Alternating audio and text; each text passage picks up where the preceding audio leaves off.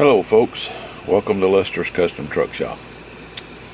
Daniel in, I think it's New York, New Hampshire.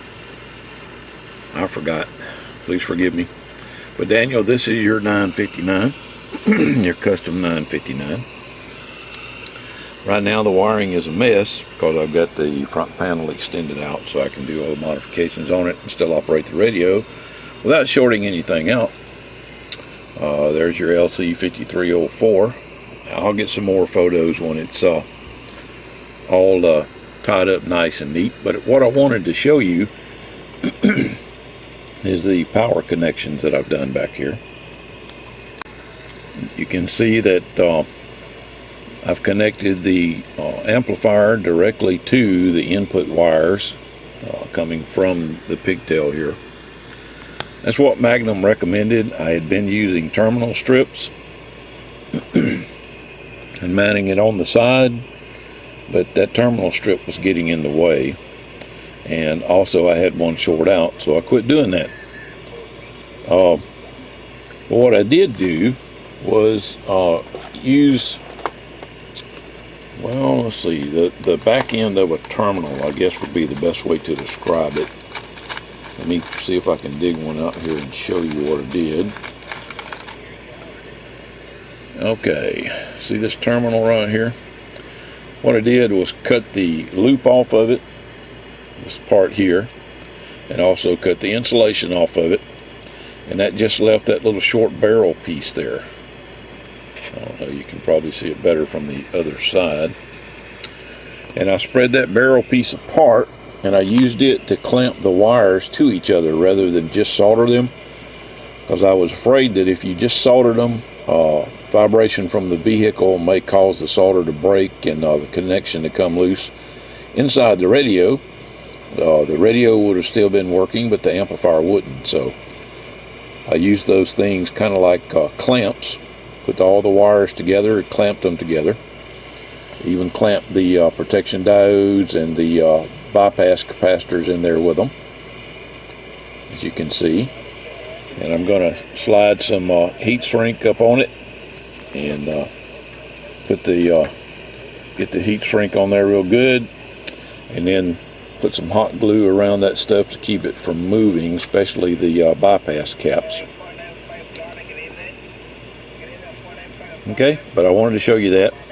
There's the upgraded power filter, 4700 microfarad, upgraded to a 4700 microfarad.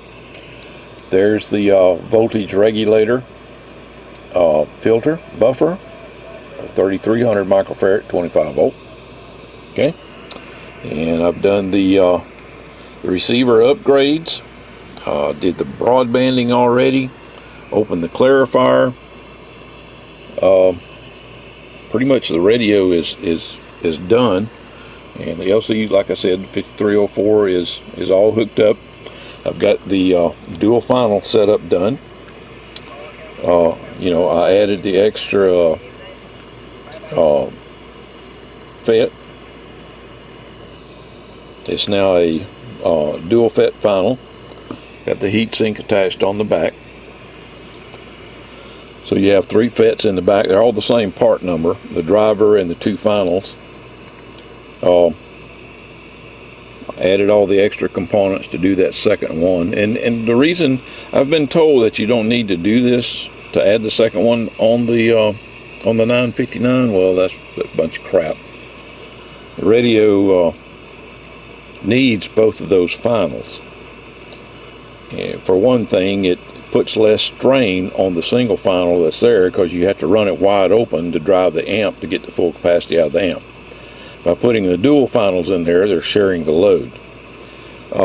It does increase the drive of the driver just a little bit, but not much. So it's fine. And that way, by running dual finals, you keep the current set low. So that they're sharing, they're in a push-pull configuration, what it looks like, and the radio doesn't have to work as hard to drive the amplifier to max capacity. Okay, all right. I need to get everything hooked up, the in and out, and the SWR, all that stuff. I need to get it and hooked up. Okay. All right. I'll be back. Thanks. Okay, Daniel. There it is with the heat shrink over the little, I guess you'd call them half barrel clamps or half barrel connectors. I don't have the hot glue on there yet. I'll get another shot of the hot glue once I get all that finished up. Okay. The hot glue is just basically to hold the parts in place, the capacitors and things, so that they can't short to anything else. And also there's a little bit of the leads that are showing up there on the protection diode. I want to cover those up just in case, you know, just to be sure, just to be on the safe side. All right, I'll be back. Hello, folks. Les with LesComm here. Daniel, this is your radio.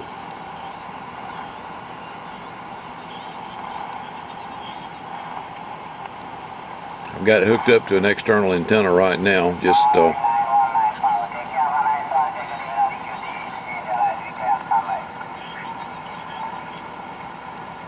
we're on 27515 lower sideband. See how quiet this receiver is now?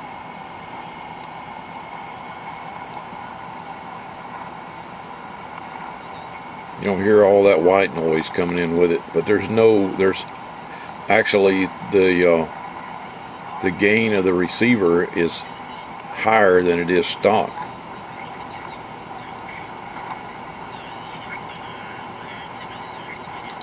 I'm not sure. I got hearing some other stations in there.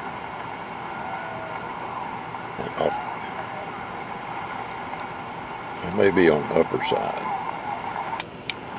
Push the upper side.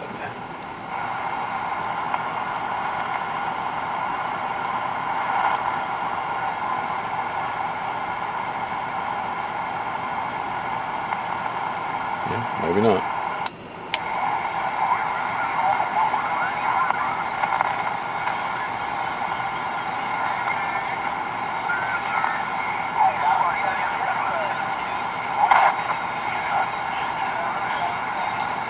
We got a thunderstorm moving in here in Florida again. Shock.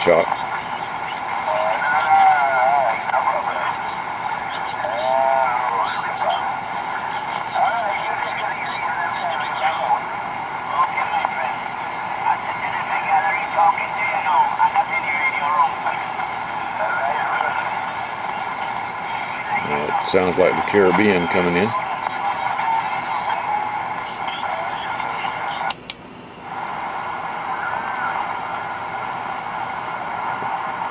Right there.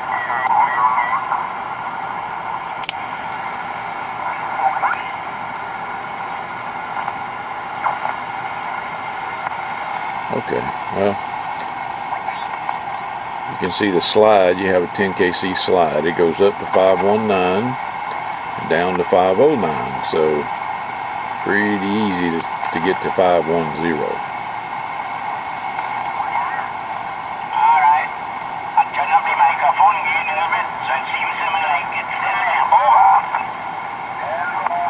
Hear how well they're coming in?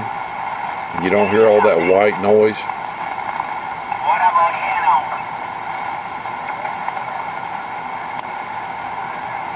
It's an excellent receiver once I do that mod to it. But anyway, that's the receive. Now, I need to switch back to the bird, or not, yeah, the bird meters and the dummy load.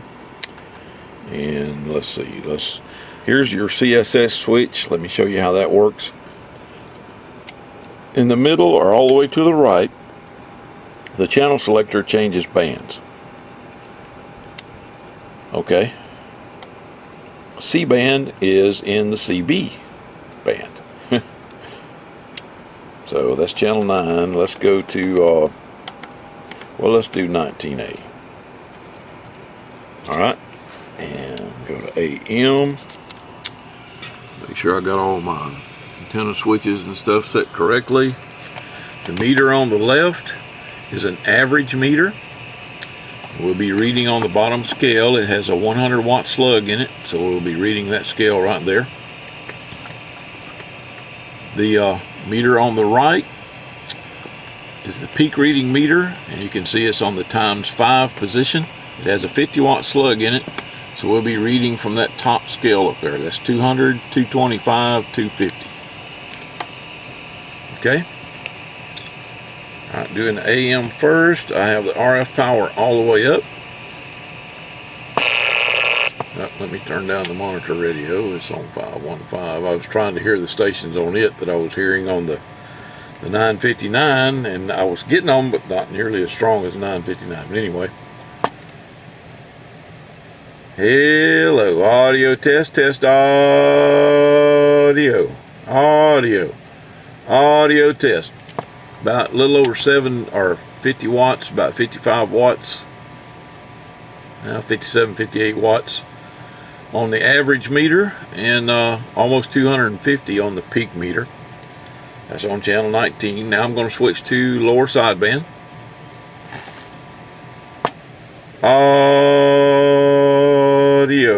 Audio 1 2 3 4 5 5 4 3 2 1. Audio test audio. You can see it's hitting about 90 watts average, and between 225 and 250 watts on peak. Okay. Let's see. Now let's turn the RF power all the way down. I'm still on sideband, channel 19A. Audio.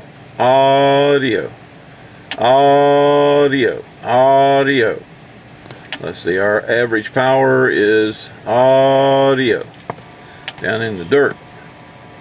Alright, I'm going to turn the RF power all the way back up now. Well, no, let's see, let's go to AM.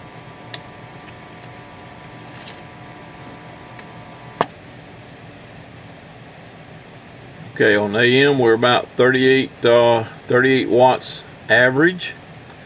Audio still about almost 250 watts on the AM with the RF power turned all the way down. Peak reading is still almost 250 watts. So your RF power actually controls sideband more than it does AM, looks like. Audio.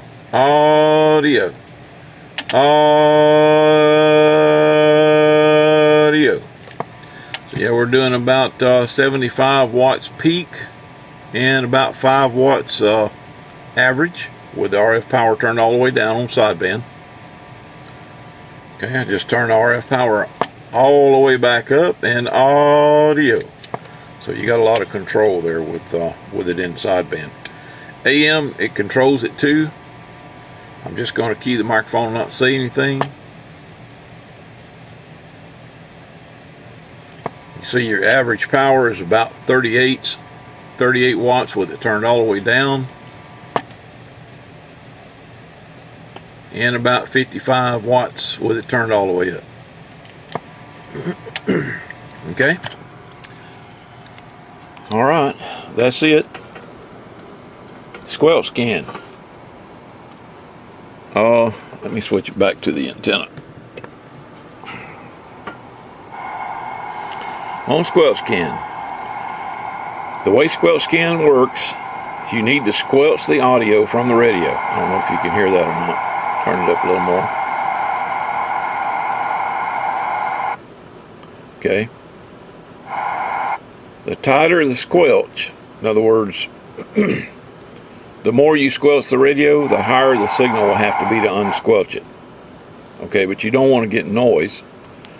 So I would say just a little bit past where the squelch point is, and then to the right is scan up, to the left is scan down. Now your CSS switch has to be in the channel position. If it's in the band position, squelch scan doesn't work.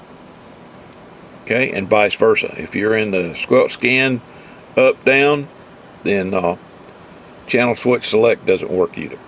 Okay, That's what it looks like when it's scanning, and that's what it does when it picks something up.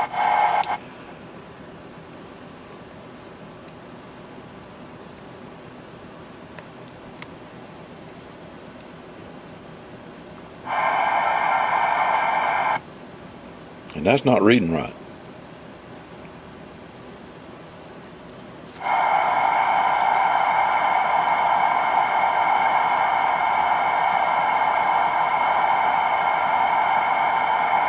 Okay, I'm not done with your radio. I got to go back in and reprogram that.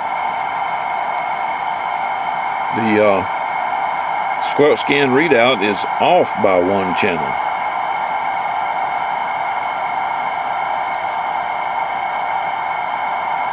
Sure is. Okay, I'll take care of that before I ship it out. Fortunately, I hadn't put the warranty stickers on it yet. But I'll fix that. Well, let me go ahead and fix it, and then I'll come back and do another video, okay? All right. Thanks so much. I'll be back. Okay, Daniel, this radio is yours. I was just showing you the new Mylar bypass caps and where the protection diode is. I did away with the terminal strip, and I've started just connecting the wires direct, like Magnum recommends.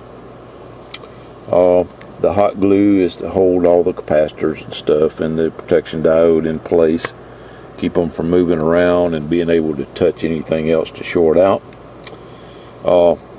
There's your upgraded 4700 microfarad cap for the input line, the filtering. This acts like a buffer. Same thing with the 3300 for the voltage regulator, that voltage regulator right there. These new radios all have upgraded voltage regulators, so you don't have to do the voltage regulator upgrade like you used to with the original ones. Okay, and here is your dual Mosfet final setup. It has a Mosfet driver and dual Mosfet finals. Added the heat sink out back. You can see I got lots of heat sink compound around there, ceramic insulator. All the circuitry to support the second one, and there is your upgraded 10.7 filter. The original is a 25 kilohertz wide filter. This one is a 15 kilohertz wide, which is going to cut down on the bleed over from other channels. These radios suffer from that. This helps. Doesn't eliminate it, but it helps. Okay. There's your LC5304NX. All tucked away up there in the front. And your SX175 right there. Wired in, tied in.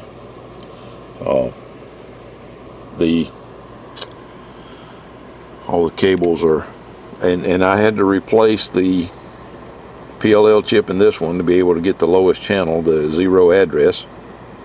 The PLL chip that was in it, the 0 address has the manufacturer information in it. So I upgraded it with, replaced it with one of the older PLL chips that has address 0, so we can use it for the for a channel. All right. As you can see, everything is tied away nice and neat. So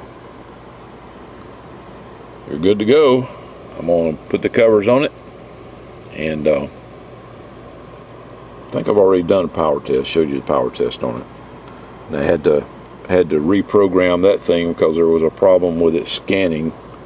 It was 1 channel off when you did the squelch scan. Well, that's all been fixed. So alright, I'll get another quick one once I get the covers put back on it, and we'll get her boxed up and on its way out. Thanks a lot.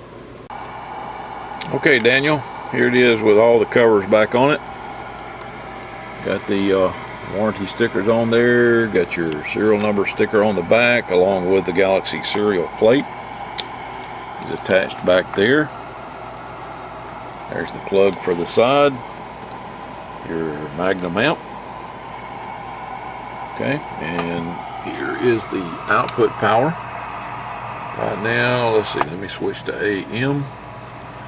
The meter on the left is average. The meter on the right is peak. The peak meter, it has a 50-watt slug and it's set to ×5. The meter on the left has a 100-watt slug, so we'll be reading from the bottom scale. The meter on the right will read from the top scale. That's 150, 200, and 250. RF power is turned all the way up. We're dead keying about 85 watts average, about 150 peak. And by talking into the microphone, it is a stock mic. I'm going over 250 on the peak reading. Audio. Okay. I'm going to switch to sideband and go to channel 38.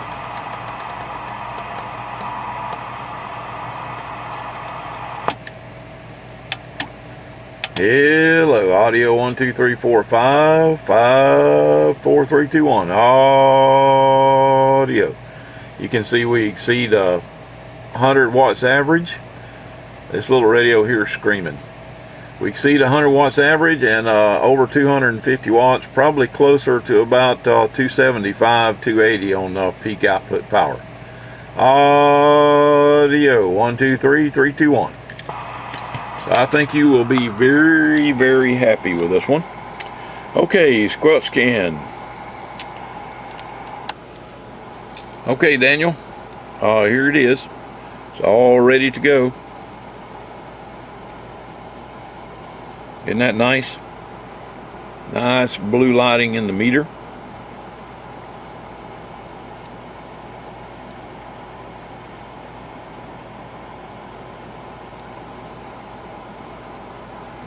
If you have any questions about how anything operates, then please shoot me an email. I'll be glad to explain it to you. Okay, Daniel, thanks a lot. Hope you enjoy the radio. It was my pleasure to build it for you. 73s.